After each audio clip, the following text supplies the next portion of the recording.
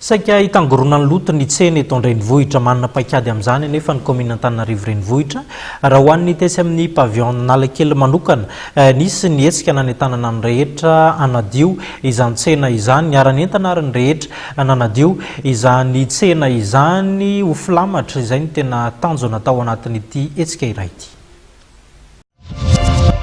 Mitohatra ny fanadiovana fobe eo anivon'ny boriboritany voalohany.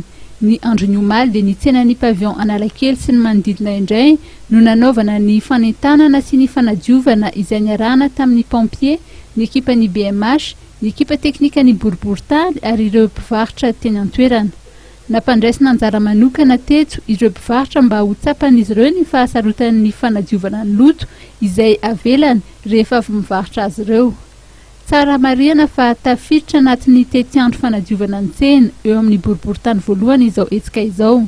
Misy tsena valo eo amin'ity boriboritany ity ary ny enina amin'ireo no efa vita amin'izao dia ny tsenan'ny petite vitesse, Isotry, Andrianjaka, Ambojatovo, Koma 67 hectares ary Analakely.